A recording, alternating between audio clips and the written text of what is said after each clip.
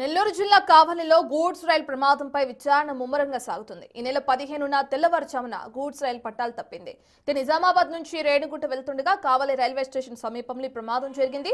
దీంతో ప్రమాద స్థలాన్ని స్వయంగా పరిశీలించారు రైల్వే ఏజీఎం సత్యప్రకాష్. ఏటీఆర్ఎం మేథార్ మీటర్ పరికరంతో కూడా పట్టాల స్థితిగతులను తనిఖీ చేశారు.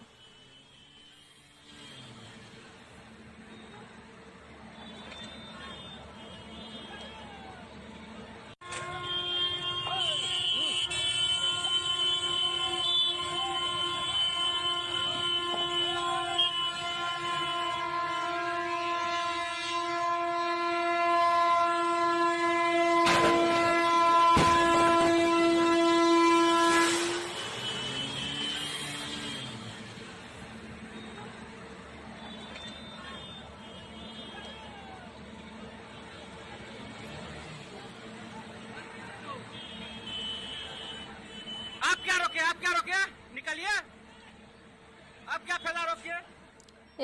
నెల్లూరు జిల్లా కావలిలో ఏ విధంగా అయితే గూడ్స్ రైలు ప్రమాదం జరిగిందో మనం బిగ్ టీవీ స్క్రీన్ పైన విజువల్స్ లో భాగంగానే చూస్తున్నాం.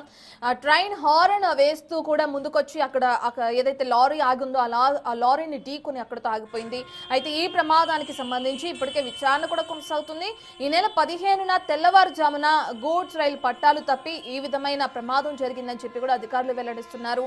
అయితే ఇది నిజామాబాద్ నుంచి రేణిగుంట వెళ్తుండగా కావలి రైల్వే స్టేషన్ సమీపంలో ఈ ప్రమాదానికి గురైంది ట్రైన్ అని కూడా తెలుస్తుంది. దీంతో ప్రమాద స్థలాన్ని స్వయంగా పరిశీలించినట్లు తెలుస్తుంది. రైల్వే ఏజీఎం సత్యప్రకాష్ గానీ లేదంటే ఏడీఆర్ఎం మేథర్ కానీ ఏదైతే మీటర్ పరికరం ఉంటుందో దాంతో పట్టాల స్థితిగతులను కూడా తనిఖీ చేశారు.